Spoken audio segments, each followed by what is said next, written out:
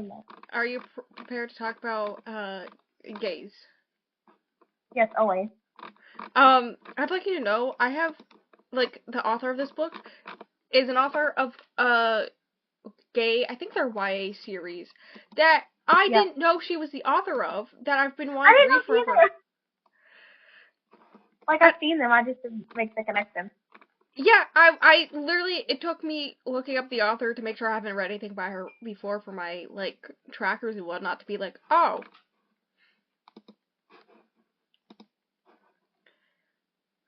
I think they're YA. The Rain Stars series. Don't know. No, they're apparently adult. I did not know that. But those have been on my TBR for a while. I did not know it was the same author. Well, you now just commented on my review. What the hell? You said knew it. Yeah. Listen, in my defense, the side characters, a lot of them. Oh, I like unlikable characters too, so that's the difference.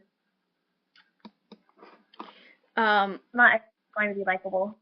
Me. Do we have any more banter shit to talk about in the beginning? I don't know. I don't think so. Hello, welcome to Official Flower Podcast. I'm Flower, aka Rose. I don't have any fun facts. Who am I anymore? I don't know. Well, you sound genuinely in distress. I'm trying to think of fun facts. I woke up to the dog barking, and I thought someone was breaking into my house, but it was just a squirrel outside. You need to do something. I don't know what. You need to do something.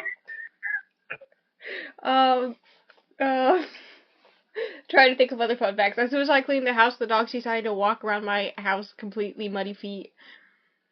It was real fun. They're really cute. Okay. This is the bisexual agenda episode. You're welcome. Yes, the bisexual agenda. Yes. Yeah. Oh, I have a fun fact that kind of goes with this book, actually. 100% goes with this book. Did I ever tell you how I heard about this book? I know how I heard about this book. I don't know how you heard about this book. I heard about this book because I applied for it on NetGalley and I got denied. But I was like, that book seems so me-coded. I want to read it. Yeah, that's not where I heard about it. I know. You downloaded NetGalley, or you used NetGalley for 5 seconds and then never again. I got 2 books, and then I never read them because I had a breakdown, and then I just deleted everything. Like always. Valid. I'm behind on my NetGalley reviews, and that's fine. I'm not gonna worry about that. Do your intro. Hi, my name is Sis, aka Stingray, and my fun fact, I don't think it's a fun fact, but you ever mouthed out the daydream so hard that you really come up with work concept ideas like full thread, I'm talking shirt, matching sweatpants, a bracelet, and 2 other shirts, because that's just who I am this week. Not me quoting a Fall Out Boy lyric. Or are you normal? Yes and no. Even if there was an audience for the merch, what the merch is not, what it's connected to doesn't exist. So how are we here?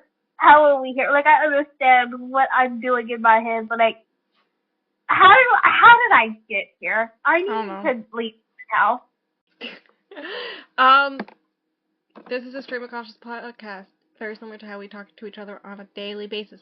On today's episode, continuing the theme of men whose names start with T being dicks, and sexual harassment, and fake dating. Look at us go. Did I miss something? Oh, Tom! I was like, what the fuck? No, because this one has Trevor. In Love Hypothesis is Tom. And Trevor. Yeah, that's his name in this. Trevor. Am I wrong? Am I switching things up in my brain? Yes, it's Tucker. Oh, yeah. Yeah, I see that. Tucker. And then, I'm pretty sure the antagonist boy, blah, blah, blah, in Fake Days and Mooncakes also started with a T. I may be wrong. Oh yeah, there's Theo, but he was actually nice. Yeah, there's Theo, who's actually nice. But, yeah, and then all three of them are fake dating. I love that for me. I love how I did that for us. Hey, you know we like fake dating. I'm very sure Hold Me is not fake dating. I hate to inform you. Well, I mean, it's only mixed race romance with a trans main character, so you know. Yeah, I don't want to complicate it even more for them. Now we just read the synopsis and be like, God, this book sounds so good. Yeah, maybe I should read it because I have it on Libby and it's due soon. Yeah, I'm waiting for it. It's only me. There's nobody else waiting for it. I can pick good gay ones. Hear me out. Well, what did I tell you? That we should read more gay books? Yeah, obviously. It's almost like in a few months there's gonna be this thing called June where I have so many gay books planned. You're gonna be swimming in the gays. I would hope so. And some of them are horror, because I know that us in gay horror, oh my god. It's a joke, but, you know.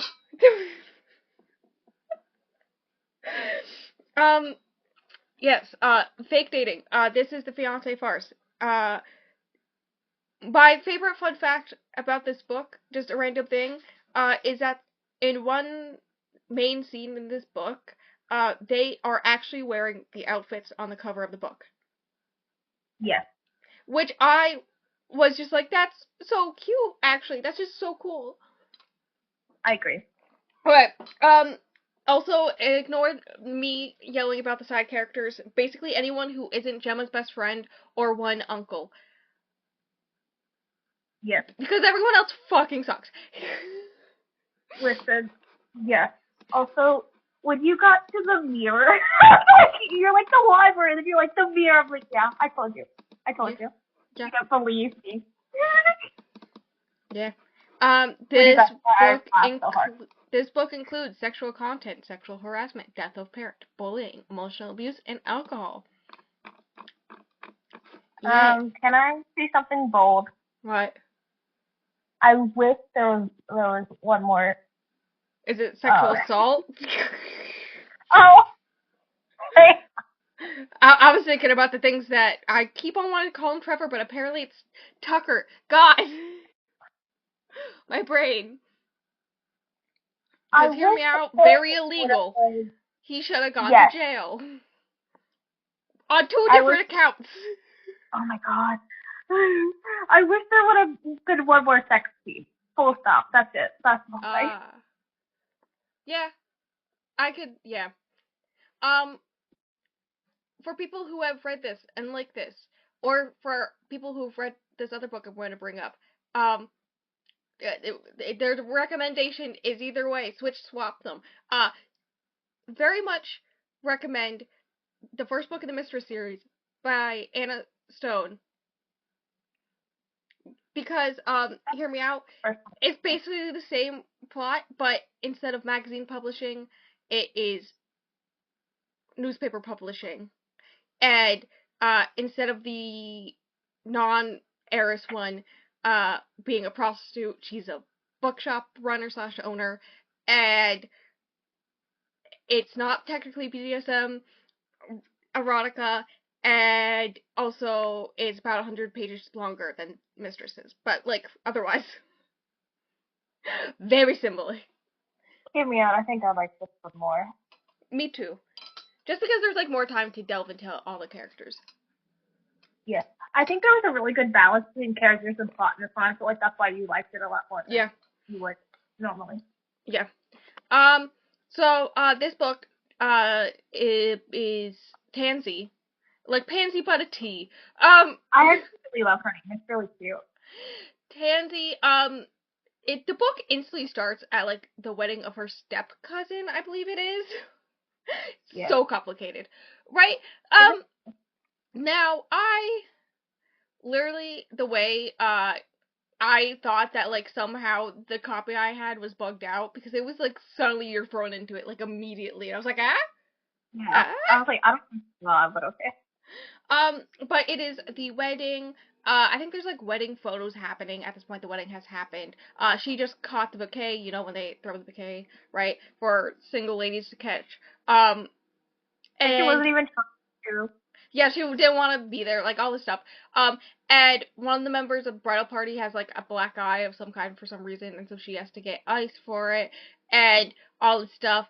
And so she made up a fake girlfriend to get out of family dinners and meetings and whatnot, because the person that her step cousin married is this guy named Tucker, and they have history, cough, cough, sexual harassment, sexual assault warnings, cough, cough. As soon as he was on the page for 5 seconds, and I instantly knew it was him.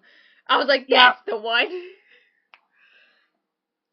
Oh, and then, okay, so she's made this fake girlfriend up. She gave her the name Gemma, because when she was trying to, come up who is this fake girlfriend to get out of, going to all these events, right? The only thing nearby was, like, these book covers of these romance books, because she runs the family bookstore, right? But she's an orphan. And so the model on the cover of the books is named Gemma West, I believe. West is her mother's maiden name. Gemma's maiden name, right? But her father's name is the same as Tucker's. Cough, cough. They're secretly cousins. And Gemma comes to the wedding. So everyone's like, hey, where's your girlfriend? You've been dating like 6 months. Where is she? Is she coming to the wedding? Should she be here? Oh my god, you're so... Like, it's a lot of, like, these people... I think it's her stepsister, like, really heavily bullying her, thinking she's not good enough for anything, putting her down. I think there's even some stuff about putting down her looks and all this stuff. Right? Yes. And so... Everything, basically. Yeah. So Tucker's cousin, Gemma, crashes the wedding. And everyone automatically assumes that must be the Gemma, because Gemma used to be a model, hence the book covers, right? And has some modeling photos up on her Instagram, and Tansy saved one of them, and therefore, I think it was her stepsister was scrolling through her phone for some fucking reason, which, like, Tansy's like, that's so fucking weird, and... It really... Yeah, and saw the picture of Gemma, and so she thinks it's that Gemma. And so goes up to her and is all like, oh my god, I can't believe you've been dating for like 6 months. I can't believe you've been dating this person. Her stepmother is like very excited that she's like getting even more into these very rich family, right? It's a rich, powerful family, all this stuff. And whatnot. And I think her name's Catherine, the stepmother. I'm trying to put there's so many side characters and the family tree is so fucking weird. It really is. I don't know what's happening. Yeah, because it's like... I think it makes the most fun, though. It's like her step-sister is the one bullying her, who's, like, maid of honor, for the step-cousin, who is marrying Tucker, who is her ex, who did some horrible shit, who is cousins to Gemma, who she is now going to be fake engaged to, and then Gemma has, like, a giant family with, like, 3 uncles, there's 3 sons of her grandfather, and all this stuff, right? So... It's complicated. She, immediately continues, like, the ruse of that they're fake dating, which surprises Tansy for obvious fucking reasons. And they go out on the dance floor. Tucker very, easily, like, very quickly goes, like, you'd really date Tansy, like, all this stuff, like, blah, blah, blah, right? Tucker's a dick. They're on the dance floor so they can talk privately, and Gemma explains that, 1 makes fun of Tansy's cardigan, but 2, explains that she was named the heir of her grandfather's, newspaper publishing company, right? Yeah. But with stipulation that she gets married first. Now, here's one thing I will give this book. Because, like, fake marriage, to inherit something, right? Things. Books are a thing I read occasionally, you know. And this is the first one where it makes most sense, because it's not, like, out of this whole entire, like, thing where, a woman needs to be married or all this stuff. He just wants to make sure that she's not alone, because he doesn't think it's a job that someone should have and be alone. Like, you need a support system, and so that's why there's the whole marriage stipulation, right? And so she needs to be married. There's, like, a limited amount of time she has left to get married, and it has to, like, be an actual wet marriage, right? And if she doesn't do it, it goes to Tucker, and she fucking hates Tucker. She, like, pissing that bitch off all the time, and I'm like, yes, queen. Sadly, they don't break his kneecaps, so it is insinuated she wouldn't mind it. I'm just saying. Yep, I agree. I'm just saying. Right? So, can we talk about how bold she is? Like, Yeah. I was creeping by the moment she walked in. Like, yeah. So the reason why she doesn't want Tucker to have it, one, she doesn't think Tucker deserves it. Two, Tucker's never worked for anything in his life, and she has had to work twice as hard to get anything from her family to even be noticed by her family, unless if it's, like, something that, like, they don't approve of, right? Three, she is very sure he's going to ruin the company, and it's their, like, family legacy, right? And she doesn't want that to happen. And four, she just really hates Tucker. And she doesn't even know half this shit, right? Like, valid. Like, he's just insufferable. So, she's all like, hit me up if you actually want to do this. Like, the fact that you have been telling people that we've been dating for 6 months is a good cover for making it look believable, and all this stuff. So, the next day, I believe it is, Tansy stepmom comes in for their, like, I think it's bi-monthly or twice a month thing, I don't know, meeting about the bookstore, because her stepmother is the one that owns the business, because her mom died, like, shortly before her dad, like, it was like a year or two, and then her dad remarried to Catherine, her stepmom. I'm going with that's her name. If it's not, whoops. Yeah, I couldn't tell you. And Catherine was also a widow, recently-ish widowed, right? And then suddenly he died of an aneurysm, right? And so because Tansy wasn't 18, it went to the stepmother instead. Hear me out. I am 98% sure if she got a lawyer as a 30-year-old woman, it would go to her. There's no way that this woman should still have this company, right? It makes no fucking sense, because it's a family business and all this stuff. Right? And also, here's the thing. Tansy does all the work. She's basically manager, but she also works the front, but also she works back, and there's not enough people to do all the work, and so she's trying to hire new people, and her stepmom makes it, like, feels uncomfortable at the idea of having to hire new people. One, just in general, but two, the idea of, like, having to pay benefits. Like, because one of the main employees is on maternity leave for, like, a good chunk of time. Like, 4 or 5 months. And she's, like, annoyed. And Tansy's like, that's, like, a good thing? Shut the fuck up, right? But she doesn't say shut the fuck up.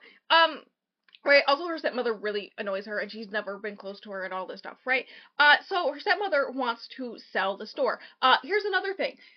Tansy lives in the store as well, above the store. Like, this is her whole entire life, her whole entire family legacy, all this stuff. And she's like, I'm gonna sell it to this, like, well-known, very much like Amazon or Barnes Nobles, that, like, buying up local bookstores, and then basically firing half, if not all, the employees, and all this stuff.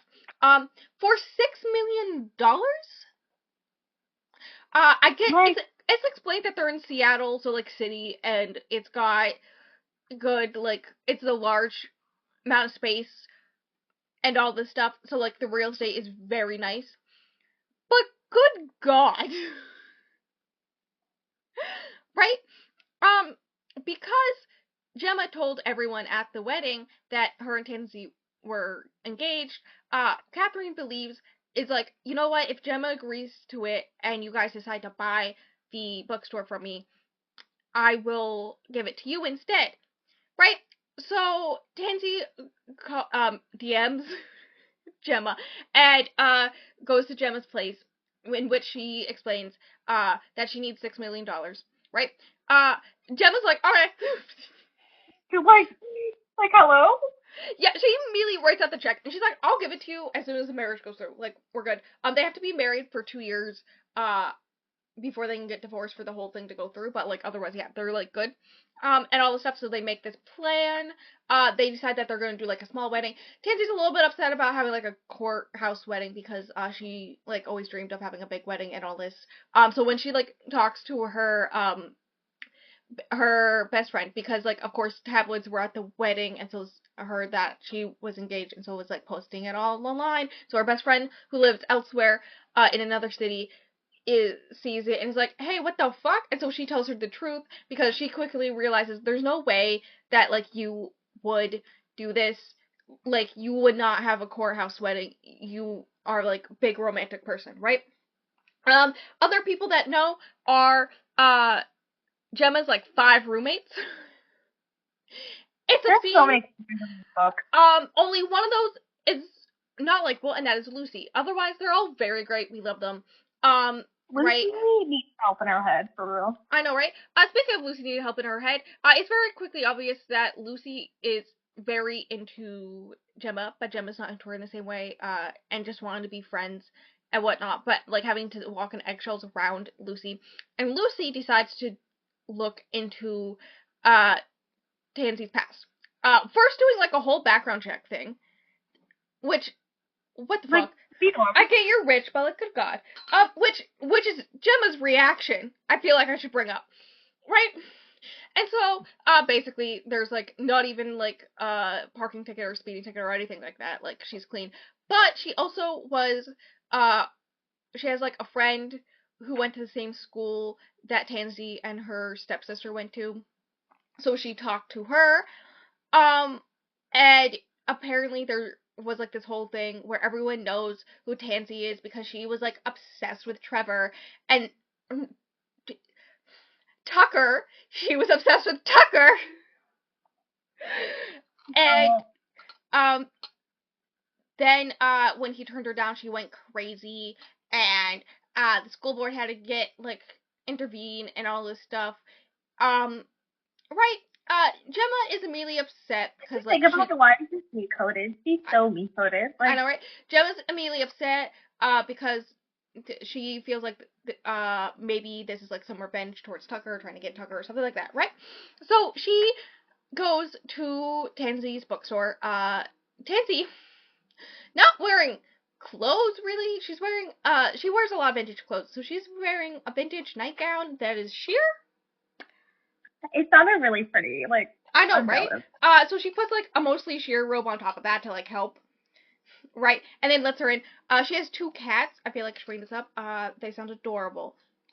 Yes, I agree. So, Gemma, questions her, right? And that's when Tansy breaks, and brings up the whole thing, where when she was a freshman or sophomore, and Tucker, I almost said Trevor again, Tucker was a senior, it is blatantly said in this book that she was 16 and he was 18.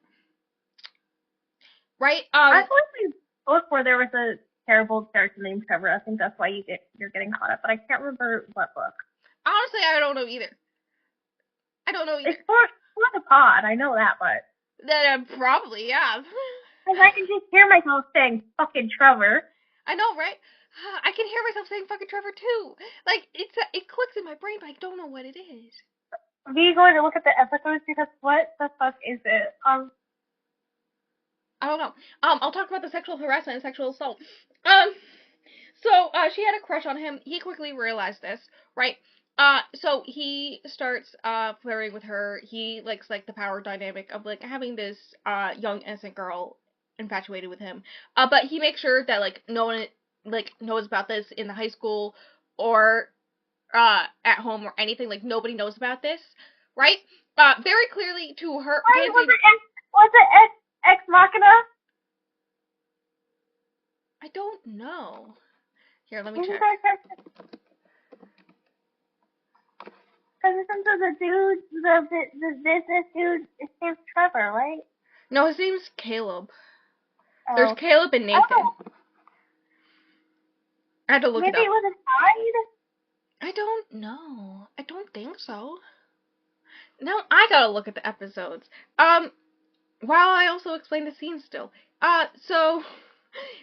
Nobody knew about, basically, Tansy and us as a reader recognize, now as, like, an adult, she recognized that he was, just using her and whatnot, and the reason why, like, nobody could know, wasn't because, like, parents are strict or anything like that. It was just because he was embarrassed of her and he didn't want anyone to know that he was with her and all this stuff.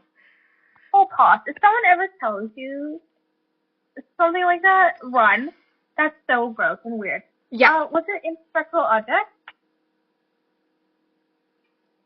I don't think so. Yeah, no, Indestructible Object was like Lee and Max and Risa. Who the fuck is Trevor? I don't know! Who's Trevor? Who's fucking Trevor? Because I can just hear myself saying that. Is it? No, because his name was Jupiter in Flower Bride. Fucking Jupiter. I know, right? Still want to punt him to the sun.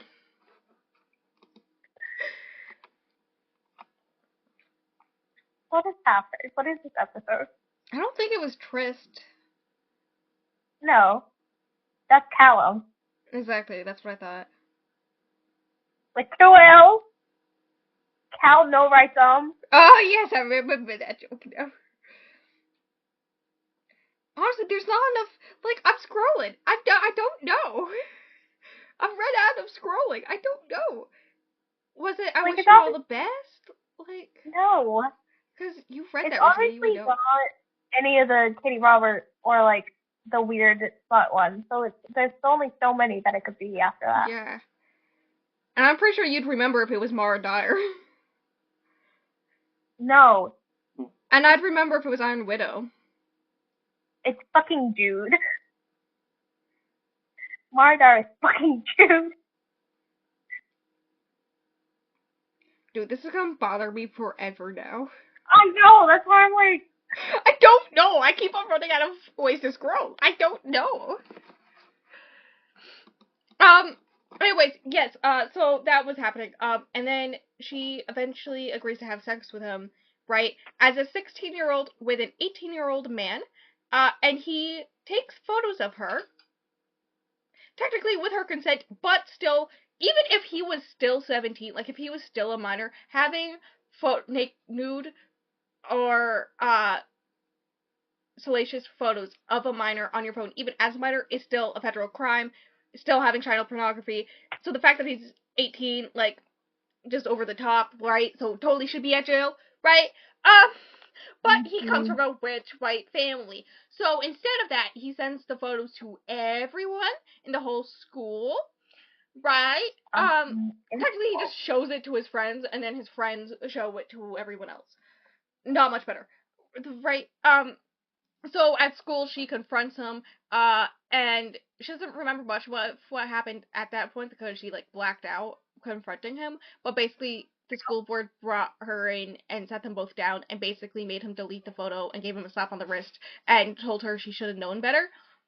And that's all that happened? Yeah. Like, yeah. Was it implied that this was, like, her, or, I'm asking because I don't remember it, like, implied that this was, like, her first sort of... Yeah, this was her first, like, romantic, this is why she has trust issues romantically, which is why going into this whole thing as a business venture is more her speed, right? And then also, on top of that, right, it was also implied that he pressured her into sex and taking the photos. Mm-hmm. Which is just all around just icky. On top of the other sexual harassment stuff that happens in the process of the book.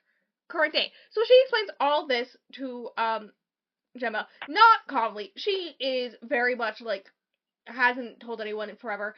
She never told her stepmother. Like, her sister do. At this point, her stepsister had always like bullied her horrendously. Ever since their parents got married, and then when her father died, Catherine just drank a lot and just pretended nothing was wrong.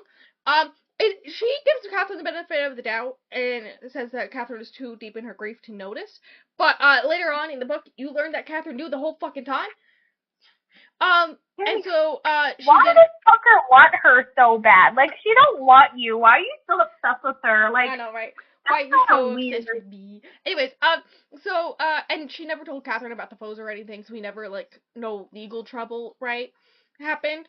Other than the school being like, you shouldn't have done that. The end. Right? Also, it was blatantly said that, their family, like, pays the school, like, one of their biggest donors, and that's why nothing happened. We love nepotism, right? You have a list of nepotism, baby, though.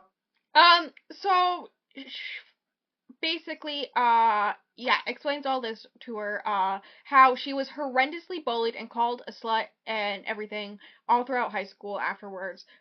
She, like, it was really bad and didn't start dating again until, like, college when she left town and nobody knew. And then her anxiety is really bad when it comes to dating. So, because with the trust issue she has, and so it made dating really hard. And so Gemma apologizes and says, fuck her cousin. Like, she knew that Tucker was the worst, but didn't know he was that bad, right? And apologizes for questioning her. And then, there's some flirty times, especially about being able to definitely see her nipples through the robe and the, nightgown. And then, she leaves right when Tansy is about to ask her to stay the night. They make plans that Gemma's gonna move into her place because, one, being a newly married couple with 5 roommates, a little questionable, but also she has 2 bedrooms in her apartment above the bookstore, and it's like real close to work and all this stuff, so it makes sense, right? All this stuff. So when Catherine learns about this engagement, I think Catherine comes to work, like, the next day and sees that she is officially wearing an engagement ring, right? And is all like, oh my god, I can't believe you're getting, like, all this money. Oh my god, so exciting. And Tansey's just like, I don't give a fuck about the money, right? And all this stuff. What is too? Gemma got her, like, a rock. Yeah, like a rock. And it's, like, insinuated that Catherine won't sell the bookstore to the conglomerate until a certain time date, so, like, she has that long, it's after their marriage officially, so, like, they can buy it and all this stuff. And all this stuff. Also, at one point, Tansy does bring up to Gemma that she wants to start selling rare books and whatnot at the store, but that, like, requires, like, a specific room to house the books, because you need, like, all these special conditions, and that requires renovations, which requires money, which she does not have. So, like, maybe someday down the line, that's, like, something she wants to do. Right? And so, Catherine, basically sent out, engagement party invitations without asking anybody. And so Gemma's, like, texting her, like, why is there an engagement party for us at my family's home? Like, what's happening? Right before Catherine comes in, and so she asks Catherine. Catherine's like, yeah, I'm so excited for you. This is so exciting. And it's like, Tansy tries to make her stepmom understand that they want a small little wedding. She's like, 100 people? And she's like, no. Not like a few close friends and family. That's it, bitch.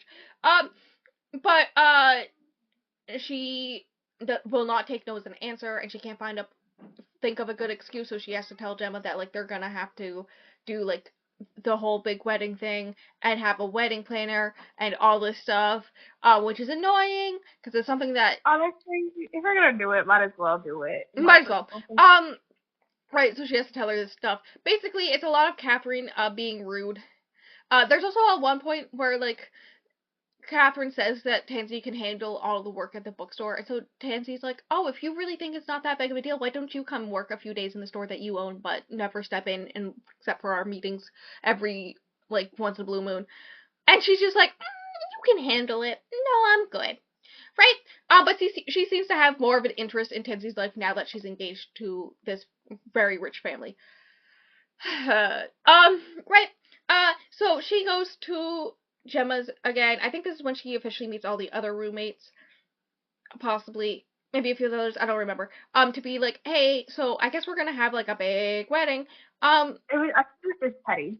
Yeah. And, Gemma is skeptical at first, but then, Tansy explains that, like, it will look suspicious if they have a quick court wedding and whatnot, instead of, like, an actual planned wedding, that it will be more evidence that this is an actual wedding, which is more evidence towards their point, right?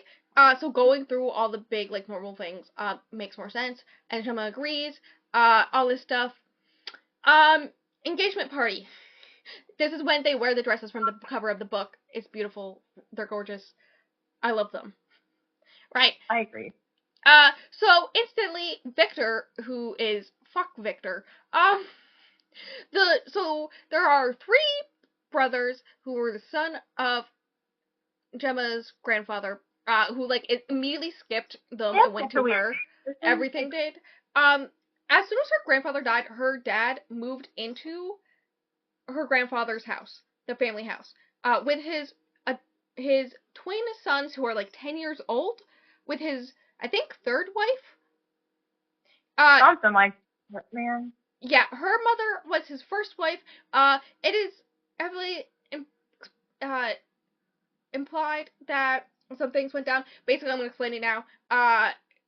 There was, like, this whole thing where the other brother, who is not the father of Trevor, or not Trevor, Tucker, who is, like, the only member of her family other than, like, her 10-year-old twin brothers, who are young enough to be her children, right? Like, that's so weird. He is, like, the only member of her family she actually likes and trusts, right? So, like, he went to this, like, country club type thing, and Gemma's mother was a waitress there. She was, like, 19, 20. They hit off, they got along, but then Victor noticed her, and so they sent Brooks away to, oh my lord. Yeah, they sent him far away, and when he tried to write to... When they tried... I just went to Xana's page. I'm sorry. I just went to Xana's page, and then I looked at her following, and it's like I got jump scared, because he was just at, like, 54K. Now he's at 62.4K. Like, where's my little tiny baby Xana? Who is this? What's happening? So, Brooks, like, tried to write her letters to explain, but they intercepted and threw them away. And when he returns home, he sees that his Victor has not only put the moves on her, but also she is now pregnant, not even graduated from college. She does not come from this type of family. And there was, like, this whole thing where when they eventually got divorced, like, the prenup was, like, so airtight, and, like, she signed it because she was pregnant, didn't know what to do, and really young. Also, she bring up, she's 20. It's described that he's, like, in his mid-30s. All this is very questionable. Yeah. Right? And so she got nothing, didn't even get her own daughter, despite the fact that, like, he did not want her. He very much views her as, like, the biggest disappointment and mistake of his life. All this stuff, very heavily hinted that the only reason why he married her mother is because she got pregnant, right? But she used a condom. Solution. Yeah.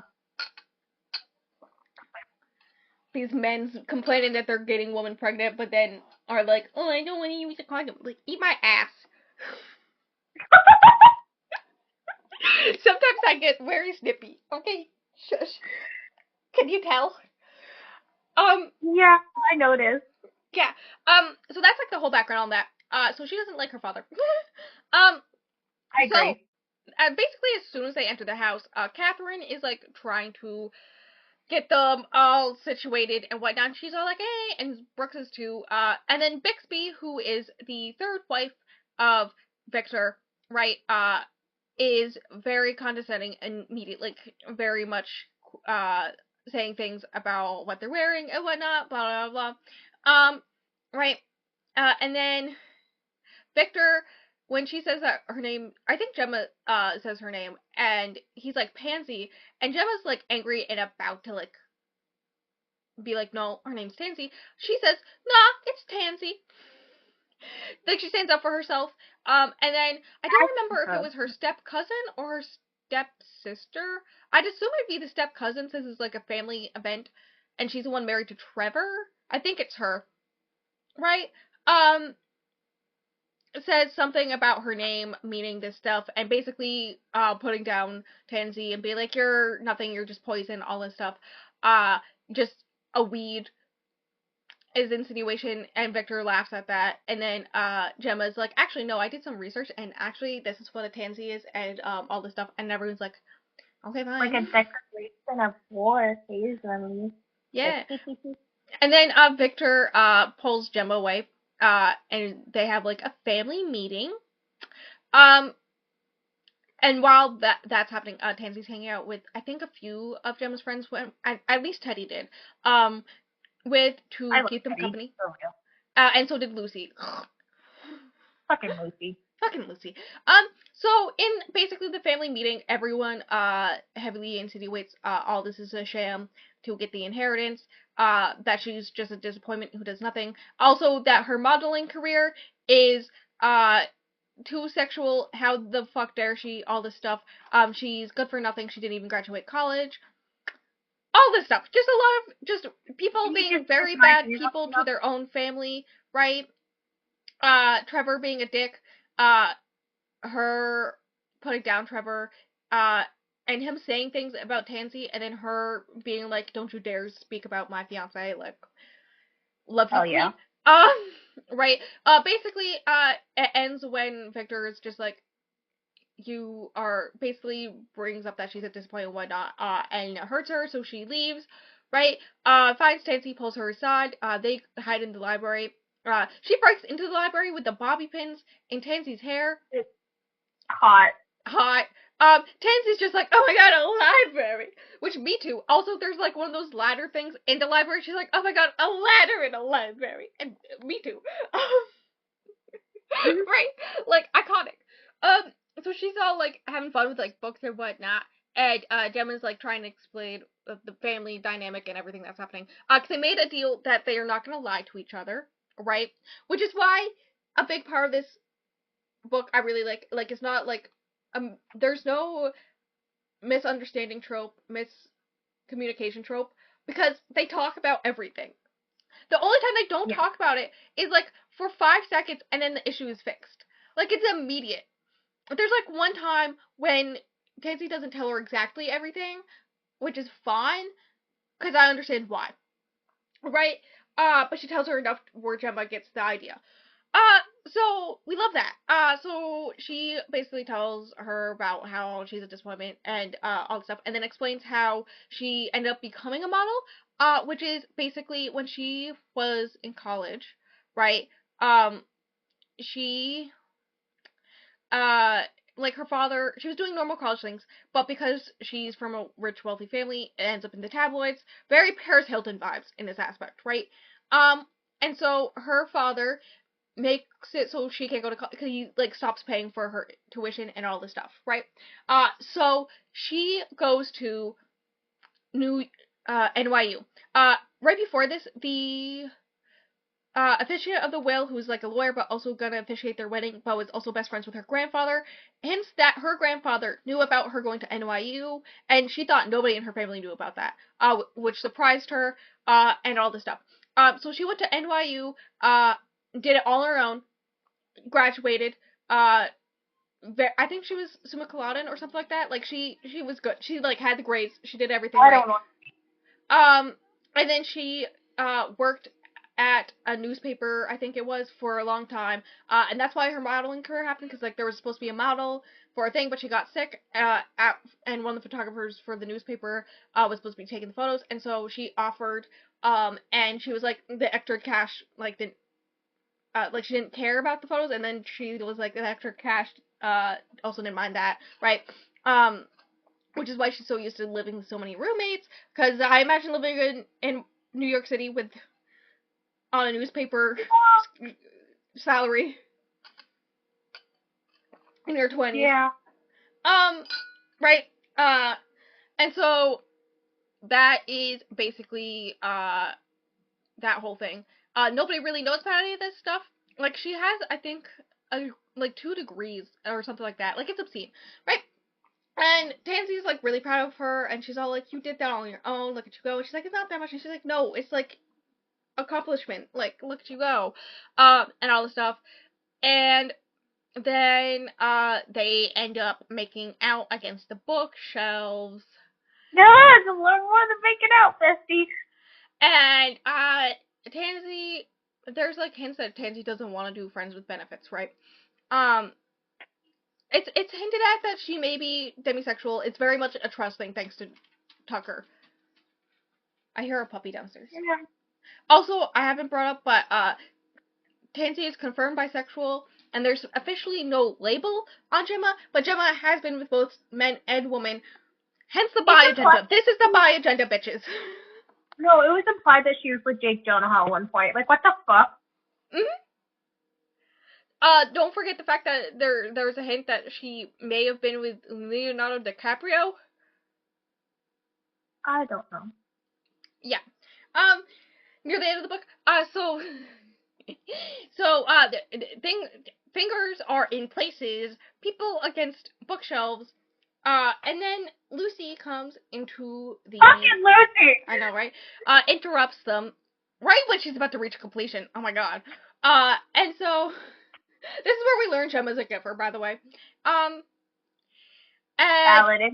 Yeah, and so, Lucy's like, I need to talk to you, all this stuff. They go into another room, and then Tansy's on the ground, trying to pick up her bobby pins, when, I don't remember exactly what type of dog that Bixby has, but it's a tiny little scruffy dog, right? Comes in, and she starts playing with the dog, holding it, and the dog takes her, out her, she has, her mother's pearl clip-on earrings, right? Takes one of them, and runs off. Right? So she's chasing this dog, happens to go towards the room where Lucy and Gemma are talking, where she overhears, them, basically talking about how like, it's not real, but, like, Lucy is mad that, like, it definitely looks real because Gemma's hands are somewhere, cough, cough, and, and also, it's very obvious that Lucy has a thing for Gemma, something went down there, right? All this stuff, things are being said, good times, and then she hears more footsteps coming, so Tansy hides behind a curtain. This is Yeah. fucking hilarious. Yeah, and then, that person is Brooks, right?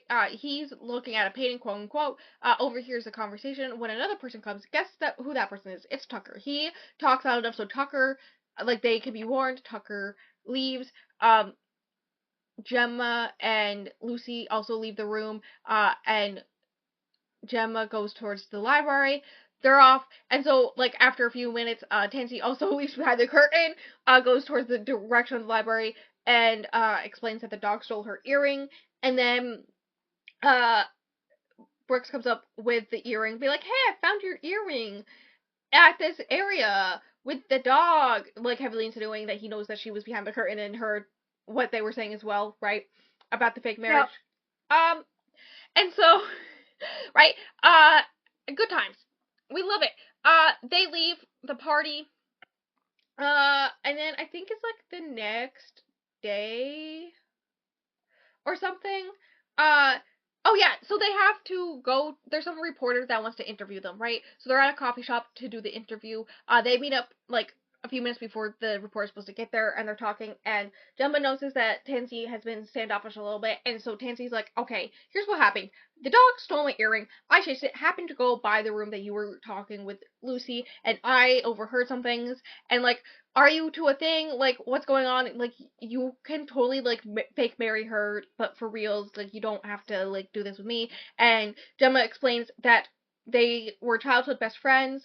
And then in college, they started kind of a relationship.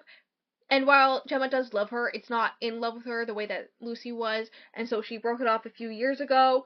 And that's why it's kind of uncomfortable for Lucy for all the stuff to be going on, especially since Lucy offered to marry her, before the fake engagement with, Tansy. Right? And that's why, but, like, she promises that the relationship is over, there's nothing going on there, all this stuff. I suspect that Lucy is boo, tomato, thumbs Same. down emoji. Same. So, Tansy heavily hints at, that she is into Gemma and doesn't want to do the friends with benefits because, one, it's not for her, but two, she's worried that if they do it, she will catch straight up feelings, and she is already into her, and so, and since they, like, made a plan that that's not going to happen in their, like, fake engagement, that's just best if they don't do that, right? And whatnot. The reporter comes. Very standoffish, immediately, like, asking questions and then going, alright, next question, alright, next question, alright, next question. Right? Oh, that's what I think. Yep. And then suddenly just randomly switches into, like, the business stuff and is all like, you haven't even graduated college. What makes you think that you can do this job? Blah, blah, blah, blah. Right? And Tansy immediately stands up for her and is like, excuse me, if you had actually done your research as an actual reporter would have done, you would have known she graduated from NYU with all this stuff, blah, blah, blah, worked for newspapers 4 years before doing this, and all this stuff. Basically standoffish and being like, this is very rude, unprofessional, totally not okay. All this stuff. Gemma's just like, oh my god, she stood up for me? Hubba hubba. Which valid, same. And then the reporter apologizes and says that there's, like, the rumors that there's, similar to the bookstore stuff, there is a newspaper conglomerate that has been buying up smaller newspapers and then firing half the people and doing this whole paywall thing and all this stuff, right? Which is, like, everything against what Gemma's grandfather's vision for the company was, great-grandfather's company, founder of the company was, and all this stuff, and she doesn't want to do that, and so she explains, listen, that's not my plan, like, at all, like, I plan to, like, actually run the company and all this stuff, I don't want to sell it, like, and so she's like, okay, that's a comfort, okay, back to interview, anyways, and then when she leaves, she's like, I'm so sorry for being rude, and Tansy's like, uh-huh, iconic. She stands up for, listen, I love having a hard time standing up for yourself on most occasions, but standing up for the woman you have feelings for. Beautiful. Yeah, no, me too. That's me coded. Beautiful. And so then, Gemma's all like, oh my god, okay, you didn't have to do that, but thank you so much, right? And then I think Gemma shows up in the middle of the night. Or maybe later on that day, something like that. And she, at this point, has realized, hey, the whole thing where Tansy said she didn't want to do friends with benefits because she has feelings for her, well, guess what? Hot take, I also have feelings for her. So, let's not do friends with benefits. Let's just do, let's be together. Right? So goes to the bookstore, tells her this, and bada bing, bada boom, they're together. It caught me off guard when that happened, honestly. It's, like, pretty early on in the book, like, before halfway through. Because that part was yesterday, and I got to halfway through yesterday, so. I keep muting myself because I'm getting a snack, so. Alright. So, they're in a relationship officially, all this stuff. I don't think they do the nasty yet. No, they don't do the nasty yet. Because that's after the Tucker stuff. About how, Tansy's like, I can't be your girlfriend and your fiancé. I know, right? Yeah, there's, like, a lot of stuff with, like, Gemma making sure Tansy knows she's beautiful, all this stuff. It's just, they're doing cutesy things, there's some texting that is also cutesy, and time passes, and, suddenly, right, Tansy's working in the back when a contractor, blah, blah, blah, comes in, to do an estimate on what it would take to build a room for rare books, right? But the only person Tansy told that to was Gemma. So then she's like, Gemma, the fuck? You cannot just do that. And Gemma's very much the one to be like, her love language is like taking care of you, but also gift giving at the same time. And then mixed with the fact that she's rich, that means she's gift giving you the dream expansion to your store that you wanted, right? Like, all I have to ask is, where's my Gemma? I know, right? Oh, also another thing. So there's 2 bedrooms in Tansy's apartment above the store, right? And it was implied that Gemma was gonna take the spare bedroom. But she's talked about how, like, moving the books is really annoying because she's basically used it as book storage and it's taking a lot of time. Her whole apartment's like a mess, trying to find space for them, trying to get rid of, like, she has to get rid of some and all this stuff. And Gemma's like, don't get rid of them, I'll just share your room. We love them. Real. Anyways, they're talking about the contractor stuff. When the store is closed, but guess who comes in? Anyways, Tucker. Tucker. Yeah, I don't think I haven't talked about, I feel like I'm changing his name every time. I'm calling him Uncle B now. Uncle B, does go to, Gemma and is all like, yeah, so I know that this whole thing is a fake engagement and all this stuff, right? I think this is right before she goes and admits that she has feelings for Tansy as well, because this is what helps her realize. But he's all like, listen, I know this is fake engagement, and Tucker and your father assume it is as well. For some reason, they're working together. I am gonna make it look like I am on their side, so I can be your inside man to get information, right? So that's happening. And it's insinuated that Tucker and Victor have some kind of plan, but they don't know what it is yet, right? Tucker comes into the store and immediately corners her. Like, she's trying to back away from him, and he, like, pushes her up against the wall. His hands are, like, above her head against the wall. Like, all this stuff. Speaking of walls, I'm in Tucker's fucking walls. I'm gonna call him Trevor. Fuck you. His name's Tucker, not Trevor. So yeah, he's doing this. He's all like, no matter whatever amount she's paying you, I will pay you double, which is 12 million, by the way. So, like, it would be 12 million total if she took him up on the offer, right? So he's all like, if you do this, like, he's all like, I know it's fake. There's no way that you two are actually together. All this stuff. And it's like questionable if he's like, ever think that she would accept that though? Like, be so serious. I know, right? And all this stuff. She turns him down, one, because, like, what the fuck, but also because she fucking hates him, obviously, but 2, or 3, because she has feelings for Gemma. Like, they're actually a couple now, so, like, why would she do that, right? I would also have feelings for Gemma too. Like, what the fuck? I know, right? Where's my beautiful blonde heiress to take care of me? That's just the moral of the story. I just want Blake Lively's character from season 1 of Gossip Girl, apparently. I kept on, every time they said their full last name, I was thinking of Ben Derwinston, whatever Blake Lively's character's last name is in Gossip Girl, for some reason. I've only seen season 1. I don't know why my brain was just like, Gossip Girl. I've never watched it. But, like, no. If they were to make a movie out of this, Blake Lively would be a perfect Gemma. Like, what the fuck? I know, right?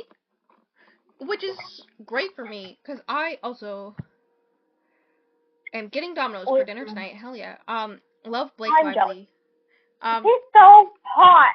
I know. Have you seen? There's so many. I love so many movies with her in it. What's that movie that's, like, actually really bad? Changed me as a person. A Simple Favor. Have you seen that one? Yeah, duh. Her in the suits, dude. I was already confirmed by that point, right? Like, it was 2018. I was a freshman in college by the time this movie came out, right? But, like, when I tell you, I had a reawakening with her outfits in that movie. Oh my god. Listen, you don't have a reawakening. Is it really good? Yes. So, where are we? Oh, so Tucker, so she turns him down. Fucking Tucker. And then he's all like, well, how about if I do a little something extra where you used to be fun. We used to have fun, didn't we? Like, I'll make sure that you have a good time too. All this stuff. Like, like, basically saying, I will also have sex with you. And she's suddenly just like, she's like seeing red. She's like, bitch. She slaps him away. She's like, get the fuck off. This whole time she's trying to tell him to get away from her, right? So she pushes him away and she's like, get the fuck off of me. What the hell are you doing? I don't know what you're talking about. Get out of here. All this stuff. We're closed. Get out of here. Eventually he leaves, but he says, you're gonna regret this one way or another, because he's gonna make sure that she doesn't get the money now, all this stuff. And he leaves, and then she immediately closes the store and walks to Gemma's, but halfway there it starts raining, so when she gets there, she's like soaked and freezing, and Gemma's like freaking out. Yeah. She's immediately freaking out, like sitting her on the couch, and she's like, it's a velvet couch, I don't want to ruin it. She's like, I don't give a fuck. And like stroking her arms and trying to keep her warm. She's like kneeling in front of her trying to keep her warm, right? Lucy is acting weird on the couch. The way that Why? I know the way Lucy still goes through with her plans and does things at the end, right? After hearing that, like, the whole friend group is there, right, at this point, and she doesn't like explain explicitly everything that Tucker did to her in the past to them as well, but like there's definitely heavily insinuation that he has done very questionable things towards her, right? And Lucy clocks this, knowing that there's like this whole thing from high school, and so she very clearly could have clocked, oh, a rich white guy did questionable things in high school. This is clearly some type of sexual assault type thing. Oh, maybe I shouldn't try to help this guy out. But no, why would she do that? Why did she do that? Anyways, she sits down, explains, Gemma tries to make everyone leave, but she's like, no, it's fine. He came to the store, while it was supposed to be closed, and cornered me, and, threatened me, and, when she says that he threatened her, Gemma's like, ready to, like, kill a bitch, right? Right? She's like, my fucking cousin, she's like, I hated that bitch beforehand, but oh my god. And then she says that he tried to pay her off, and she explains that the reason why she didn't take the money is because her feelings for Gemma, right? There's one of the people there or two of the people there are a couple, and one of them is a French woman, and she's just being very sweet towards her. Right now, like hugging her, holding her. Well, she's just so sweet. She's like a side character that does nothing for most of the book, but she's just very kind, and I love her. Right? Just this random French woman. Yeah, and every time she speaks French, you're like, I don't know what you're saying, but I love you. It'd be the same. I do not speak French. I took Spanish in high school, and we only had a teacher for barely any of that. For the 3 years I took Spanish. And we had a teacher for a month and a half. Yeah, that sounds about right. For the first year and a half for me. I think so. I don't know. So that is happening. Good times, right? Why did I decide to take French? Like, I understand the person I am, but at the end of the day, I understand why my sister took French. I don't understand why you took French. I didn't learn nothing. I can't. I didn't learn nothing either, but I didn't have a teacher, so that's why. Well, I'm also from Texas. It would be more useful for me to learn Spanish. I know, right? That's like makes so much more sense. I know more Russian than I know Spanish, and I've like done like 5 lessons on Duolingo. I don't think about maybe probably. I like Duolingo if I have the time. It's the issue of time. Oh, you gotta make time. That's the whole thing. You gotta make time. You mean like, shut up. I know. Shut up, I know. If I have to make time for everything that I have to do, then I don't have any more time because I have to take time to do the things that I gotta do. It's a cycle. My brain hurts. Shut up. I agree. So, Gemma, Tansy's like, what are we gonna do? And Gemma says, well, I was thinking, slashing his tires and busting his car. I went, yes! Somebody had already told me they get revenge, but in a non-violent way. And I went, damn, what a shame. Right, and so Tansy's not into that. She's like, no, we can't do that, right?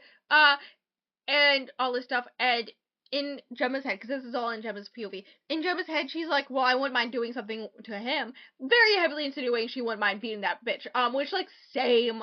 Icon. I love you, Gemma. I'm so tansy coded. Besides the fact I would have been like, let's fuck this bitch up. I know, right? So they try to think of a plan, and she has Tansy take a shower, and get cleaned up and wear some of her clothes, right? So she does that. There's, like, this whole thing where, like, she exits the bathroom as, Gemma's coming back with some fresh, clean clothes. She uses Gemma's body wash, and every time their, like, Simpsons shit are mentioned, I want to bash my head against the wall, because yeah, I agree. So she's like, she's just in a towel when Tansy or Gemma comes in with, like, fresh clothes to leave them out for her, and there's, like, a cute moment, and flirty stuff, and she's like, listen, I'll give you plenty of orgasms once we get this shit done. Like, we're gonna go do this plan. The two, I don't think Lucy is on the plan. So I think the French woman and then the other woman are off on their own with a car, in the parking garage where, Tucker parks his Lamborghini, like, a really expensive car that he never drives, that he has in, like, it's described as, like, a horrendous green color, and I can just picture it, and I'm just like, why? Sir? See, I like green. I would never. It's like a vibrant green, and it's just like, no. If you're gonna do a green car, you do, like, a dark green, right? Like, I think we all recognize if you're gonna do green, you gotta do it right. Also, the whole time, it's like Gemma's like, oh, it's gonna be like all night, and then at the end of when it actually happens, it's like two each. I'm like, I think we have different definitions of, like, all night and, like, a bunch of orgasms, but go off, I guess. So, they have already left to start the plan. And, one of the guys someone has bought something for the plan. They have it in a paper bag, right? It's Teddy and then the other guy in front, and it's Gemma and Tansy in the back of the car. I think his name's Alex, or Matt, or something. I don't know. And then, what else? So, Gemma tries to say, one, technically it's not illegal, there's, like, some, like, breaking and entering, but, like, it's not really illegal, they're not, like, gonna break anything, all this stuff, no vandalizing, right? And that if Tansy's not into it, she can sit in the car the whole time, it's fine, right? And she's like, no, I won't do it, and the plan is to take a whole entire thing of glitter that they bought from the craft store and put it in his vents, so when he opens his turns on his car, and the vents blow, all this glitter comes out. We never get to see this. I'm very sad. I know. Me too. So, the whole plan is that the girls will distract the security guard who, or the valet guy who has all the car keys, right, by having a broken tire or flat tire, despite the fact that they can easily fix a tire in, like, 10 minutes, right? So, while they're distracting that guy, one of them goes and gets Tucker's keys, and, so they can unlock it, and then they get in, do the stuff, open the vents and whatnot. The good news is his car is, like, right next to the elevator, so, like, he won't get the valet to get his car, he'll be the one to go to his car, right? And then, return the keys and lock everything up and leave before the guy knows this, right? Except there's like 7 Lamborghinis, so they have to he brings back all of them.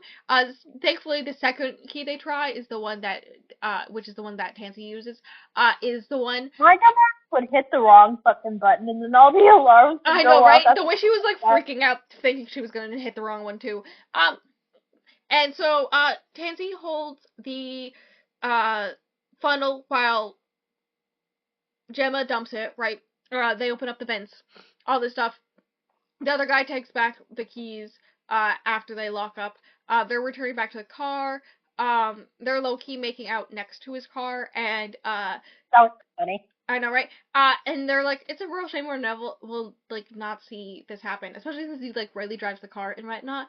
And Tansy's like, well, you don't know, maybe we'll get to see it and he'll upstage us at our own wedding. And Gemma's like, impossible. iconic. And then says that she wishes she could give her orgasms on top of Tucker's car. That was so. I was like, oh my god. And I'm like, that's great revenge in my opinion. And then so they go back to the car. The guy comes back. After returning the keys, but oh no, he accidentally left the car key, like his car keys, in. When that happened, I gasped. I know, the right? gas was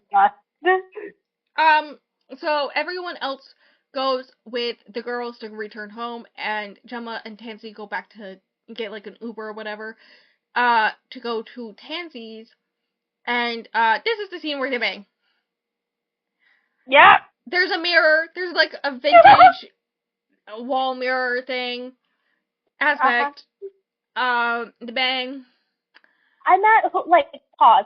Like, where's Pretty Woman to tell you look like marble statues of Greek goddesses? Like, that's the question.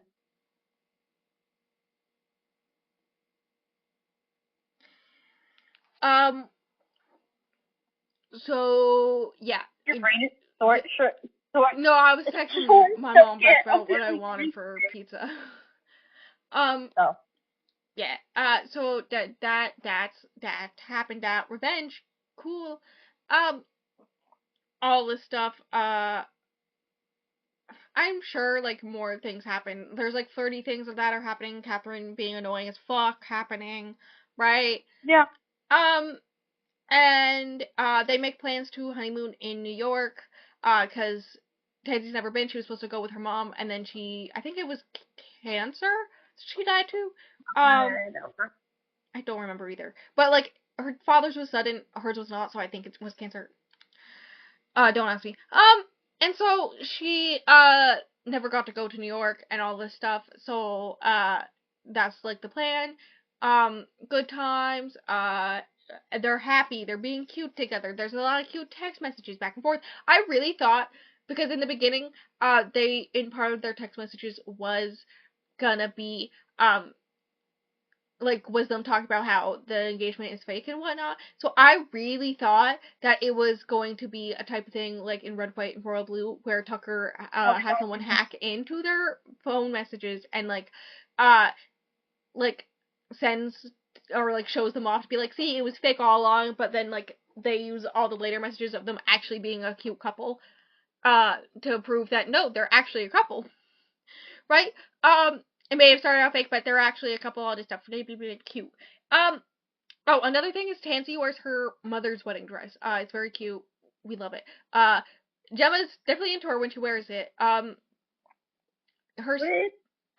Her stepmother and stepsister make her feel very uncomfortable when they're actually planning the wedding. Or I think there's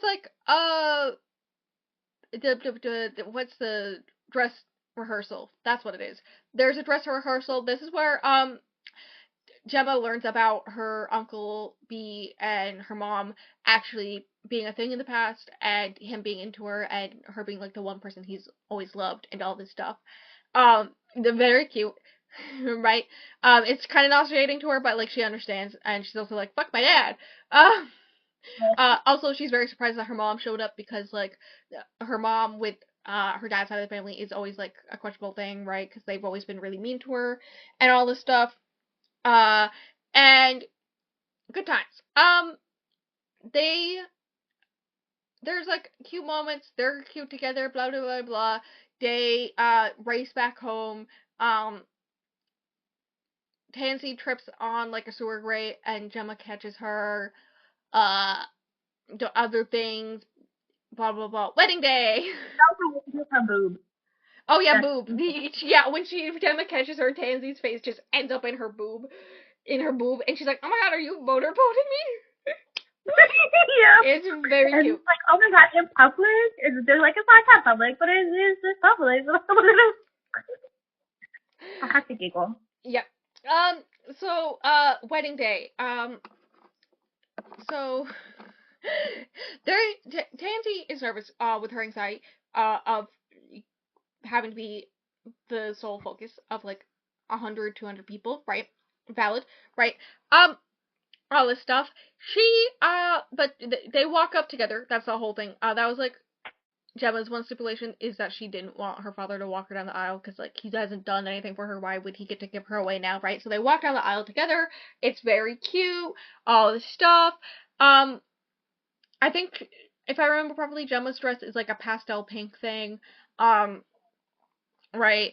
And, the wedding, in the process, the lawyer guy, who is also the best friends of the grandfather, who is also the guy officiating the wedding, is talking about how the relationship and whatnot, and someone in the audience, like, makes a joke that they've only known each other for, like, a few months, and all this stuff, and they're looking into each other's eyes, and being cute, and then Tucker stands up. Before he can even say, are there any objections, Tucker stands up. And he's like, I haven't even gone to that point yet. Sit the fuck down. Like, calm down. And Tucker says, well, actually, I have proof that this is a sham of a wedding. And has, video voice recordings of, Gemma saying that, basically. And she's like, you hacked into my phone? You bugged my phone? That's illegal. Which it is, especially on the West Coast. I know this. And he's like, well, technically, I had an inside source, and they don't want to be known. As he looks directly at Lucy, and she's like, you motherfucker. Please tell them you didn't. And all this stuff, and Lucy can't say anything, and so she runs away. Also, when Tucker's going to do this, right, in the process of doing it, Catherine, stepmother, goes, oh my god, shut up, sit down. She's basically like, sit down, what are you doing? All this stuff, very clearly just wanting this wedding to happen so that she has more people in the family, blah, blah, blah, blah, right? She tries to tell Bixby to, tell her nephew to calm down. Bixby tells her to shut the fuck up, which was really funny. And then, she tries to tell her, I guess it's her niece. It's Catherine's niece, because it's Tansy's step-cousin, right? To calm her husband down, but she just looks away, uncomfortable and whatnot, right? So he walks up to that, because there were, like, 200 people in the audience, the whole entire thing is, like, on a microphone, right? For the whole wedding, so, like, everyone could hear this happen, all this stuff. He states that it was all started when Tansy made up her dating Gemma, and all this stuff. Gemma runs away. Lucy follows her, and whatnot. And, while Tansy is up on the altar by herself, he says to her, now, I told you you wouldn't get the money if you didn't take my offer, but it's okay, we can still make a deal. Heavily insinuating he will totally, like, pay her to have sex with him. Reminder, there is a microphone right there. I am 98% sure at least someone in the audience heard this shit. But it's never brought up. She tells him that she would, rather never be in a room with him again, let alone touch him, and that he's disgusting. And, then her best friend, who came for the wedding, takes her home. Right? Gemma is, straight up having a panic attack, and her dress won't come off. Lucy is like, well, I love you, and that's why I did it. Like, I love you so much, and so I couldn't let you go through this, and all this stuff. And Gemma's like, that's not love. That's obsession. Good God. And also, I don't love you? And especially not like that. And have you thought that maybe... Have you ever thought that I'm in love with Tansy? And Tansy is walking by when she says that. I should bring that up. And so, that makes Lucy mad. And so then Lucy's... but at least I'm not like Lucy. I know, right? Like, I'm delusional, but I would not pull I know, right? Lucy. So, to prove that she loves Gemma so much, Lucy says, well, you've ruined everything, just like every member of your family does. You are all horrible people, basically, which is, like, her main fear is being like her family, and whatnot, because she recognizes they're all bad people, and all this stuff, and so that really hurts her, and Lucy, like, knows this, and so she's like, okay, get out, and she's like, I'm sorry, I didn't mean, and she's like, no, get out of this room, and get out of my apartment, get out. If you're not out in the next 3 days, I swear to God, get out of my life, I never want to see you again. And Lucy runs away crying. And it's like, honestly, the way that she acts surprised that she wasn't good. Like, what do you fucking expect to happen? Bitch, shut the fuck up. Right, and then Gemma's mom and Uncle B come in. She's, like, panicking, like, get this dress off of me, hyperventilating, and so he rips the dress off of her so that she can cry on the floor, and her mom hugs her, and I don't remember exactly what her mom says, but it's, like, not what her mom means, and she recognizes this, but the way that it clicks in her brain is that there's no way she could be good enough for Tansy because of who she is and who her family is, and all this stuff. Also, there's this whole thing where she promised that she would make sure that Tucker or any member of her family would never harm Tansy ever again, and she failed because she didn't expect this shit to happen. Right. So, either, like, give a girl. I know, right? She, eventually does try to call Tansy, but, she doesn't pick up. She goes through a depressive spiral. It's a good time. It's a good time. She's basically living on Uncle B's boat with her mom. So they're, like, having their, like, honeymoon phase while she's just, like, trying not to throw up from seasickness, but also, like, super depressed and all this stuff. And then she eventually makes a plan to go visit Tansy. She takes a check, and it's not for $6 million, but all her fucking money. Gives it to Tansy, forces Tansy to take it, cause Tansy's like, it wasn't about the money, it wasn't about the money anymore, like, all this stuff, and she's all like, listen, I like you, but there's, like, no way I am good for you, I can't be good for you, I have to leave, and, like, her heart is breaking, and Tansy's heart's breaking, it was emotional, it was like, what the fuck, why would you do that to me, like, these bitches. Yeah, no, I was, like, throwing up when that happened. Yeah, all this stuff, and then, so afterwards, Gemma goes back to the boat, and because she doesn't want to go back to her apartment because all her stuff is at Tansy's, and she doesn't want to go back to Tansy's to get her stuff, so she's like, I don't have a home anymore. She starts drinking a shit ton. Uncle B is like, hello? Right? And he's all like, okay, hear me out. Maybe if you don't think you're good enough for her, maybe you should become good enough for her, but also that's not your decision and all this stuff. And also it's like technically it's the morning of the meeting that she has to be married by, right? And so he tells her that, like, he apologizes for not being able to get that information that Tucker was going to do that because they had kicked him out because of them seeing, him hang out with her mother at the wedding rehearsal. Right? So, he does inform her that he overheard some plans where their plan is that Tucker and Victor, when Tucker gets ownership, right, is going to sell the company to that big, like, newspaper company that's gonna fire everyone and whatnot, and then they're gonna split the money in half, and that's why Victor was helping Tucker out this whole time. Right? Instead of, like, helping out his own daughter. Cough, cough. Mm-hmm. And so he's all like, to get Tansy back, a good way to, like, improve yourself is to go there and, like, try to stop this, because they'll listen to you, and there's, like, a certain amount of the percentage of the board that needs to, like, agree to the selling of the company, and if, she, like, explains it to them, there's a good chance that she can get it, like, figured out and all this stuff, so that it doesn't get sold, even if Tucker does become in charge, blah, blah, blah, blah. Around the same time, okay, Catherine comes to the store, Tansy, again, surprised, because Catherine just keeps on showing up, uninvited now, all of a sudden, since she suddenly is engaged to a rich woman,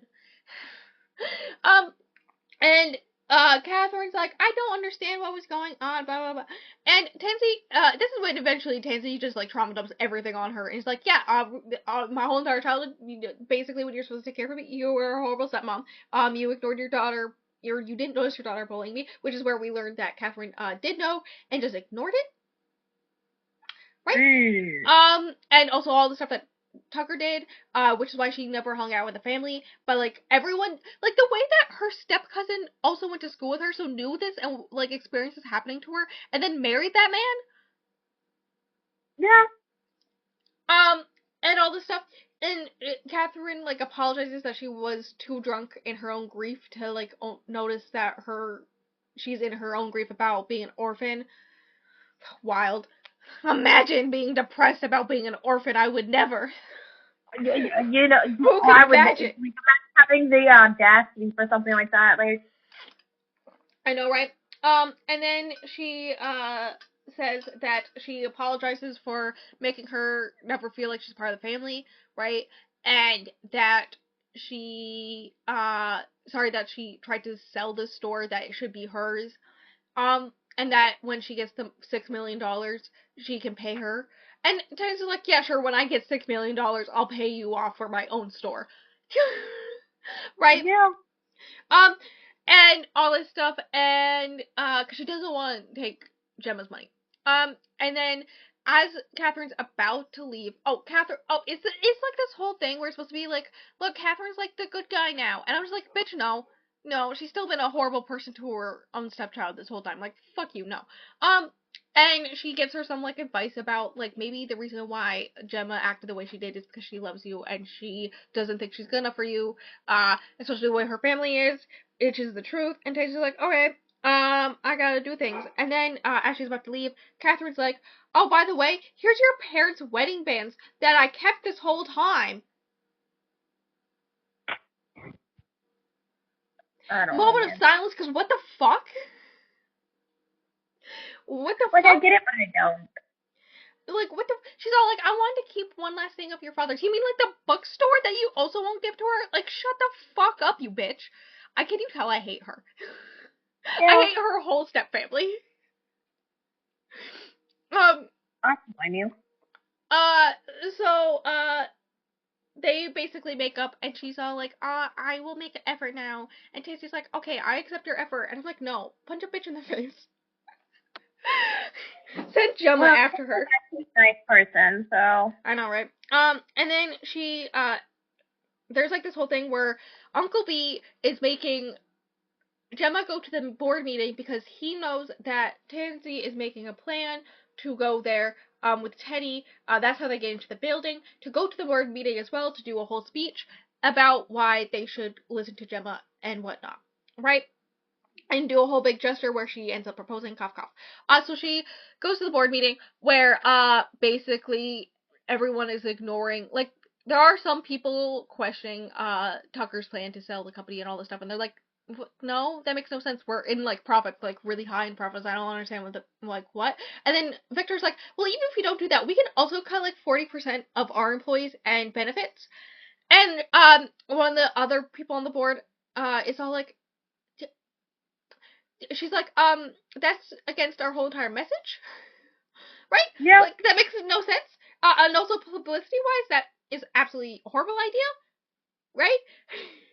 And he's like, well, why would he go, like, for perfectly good profits when we could do great profits and all this stuff? When Tansy walks in, and they're like, kick her out. Immediately Victor and Tucker are like, try to kick her out, along with the other uncle, right? The third uncle that we never hear about, Tucker's father, and whatnot.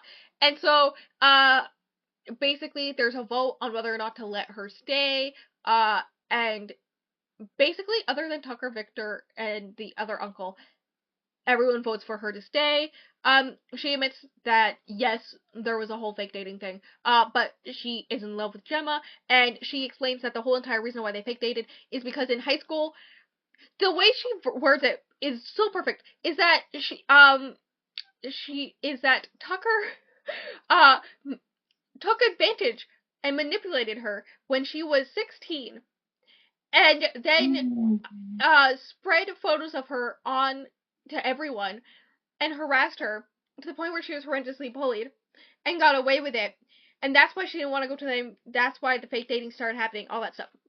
Right? And the way that everyone's like, we shouldn't listen to this. And this one other random woman at the board, I think the same one who was like, hey, cutting our employees and benefits seems like a dumb idea. It's like, actually, no, maybe we should hear this out because, having the head of our, like, the face of our company, like, the owner of the company, being someone who sexually assaulted a teenager when he was in high school, kind of not a good look.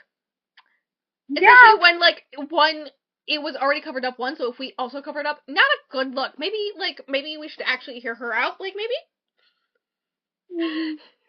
Right?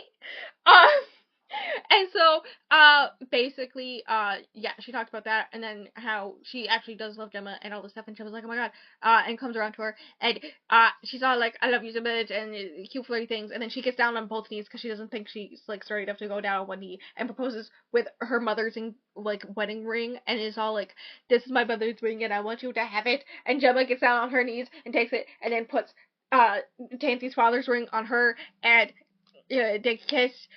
I think they kiss. And then Tansey stays up, and she's like, Mr. Lawyer guy who is also on the board of this, but also in charge of the will, but also can officiate weddings, but also grandfather's best friend. Hear me out. Technically, the meeting isn't over. It's barely even started. So, like, technically, if we get married right now and you can officiate it, technically, Gemma reaches the criteria to get the company, right? And he's all like, so I'm kind of biased, but, like, also I totally agree. And he's all like, the fact that, yeah, he's all like, the fact that your grandfather, the whole stipulation about you being married was for the right reasons. I totally think that, like, having someone supportive doesn't have to be someone you're married to, in this day and age, and all this stuff, but, clearly, you are that person for Gemma, all this stuff, and explaining the purpose of the whole entire thing, and then they do a vote to see if it counts, towards being Gemma getting the company, and, there's a vote, except, I think there's a total of 5 people who vote against it. Obviously, Tucker, his father, Victor, some CEO guy, right, and then some random other guy. And so, they get married, they kiss, right, later on, they do, so that CEO guy was also working, like, behind the scenes with Victor and Tucker, so, as soon as they figured this out, they immediately, vote him out, and, give his position to Uncle B, and Uncle B is mad, 'cause he's like, now I have to do paperwork, which is valid. We love Uncle B, so, they are, celebrating. They did, like, a whole celebration thing. They're all excited. He's all like, I'm gonna take a vacation with your mother. And she's like, okay, fine, but if you hurt her, I'm kicking your ass. Right? Everyone's super excited. French woman, very nice. Very kind. I'm pretty sure there's also, like, a wedding day, stuff. She was, like, calling her beautiful and whatnot. I'm pretty sure. But, like, being very kind to Tansey. What are you sending me? I'm trying to record an episode of a podcast.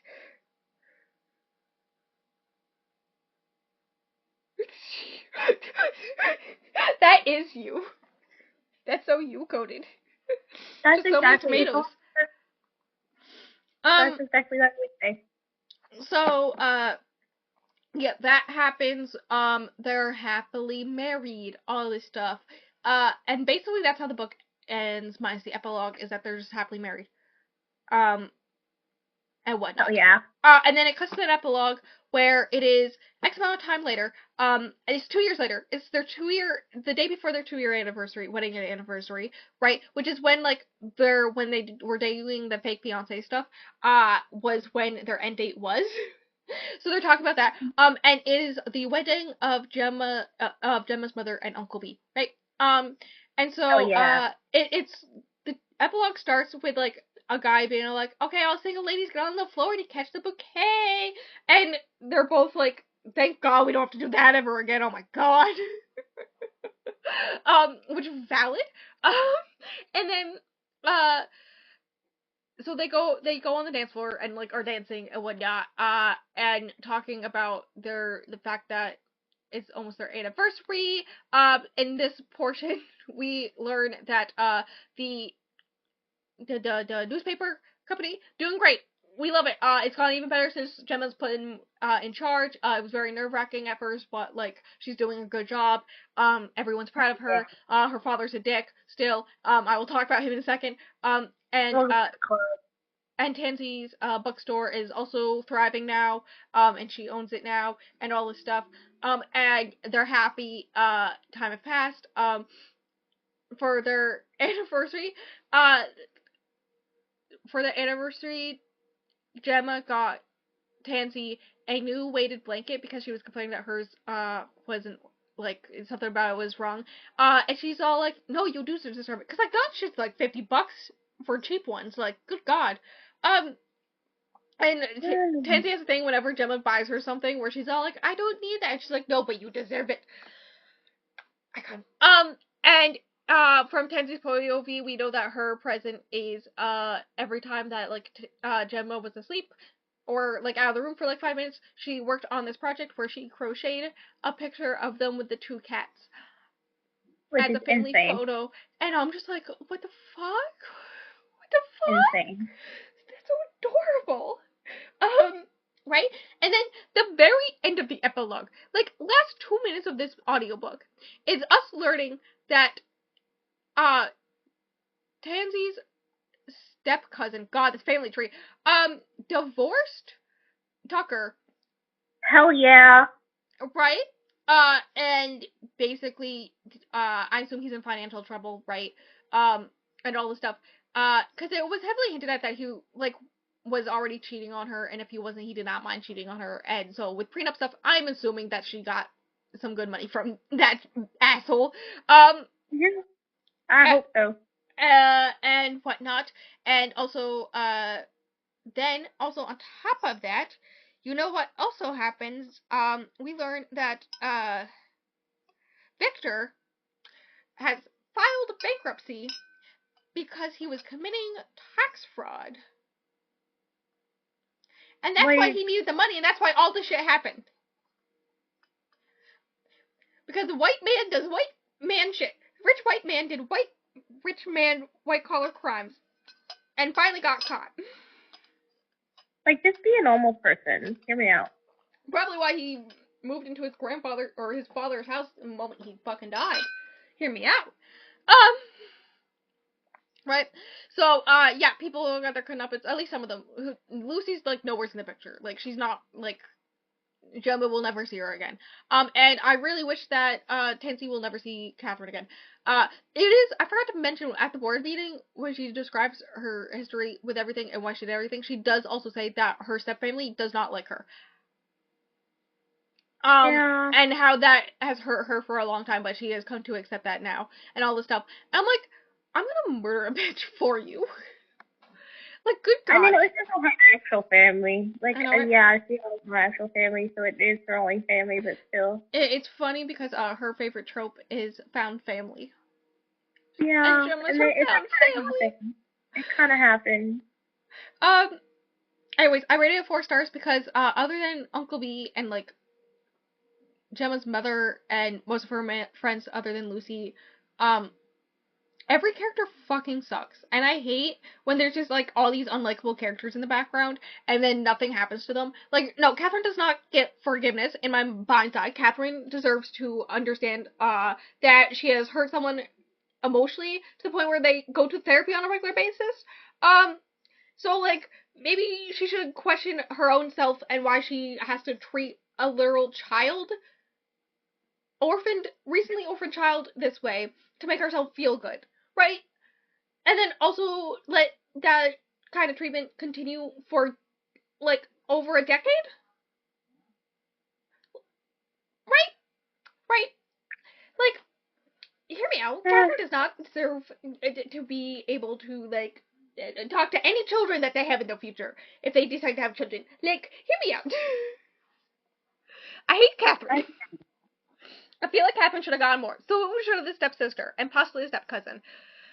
At least Tucker and Victor got some shit going on, but I just want fan art of Tucker covered in glitter. Right, you're right.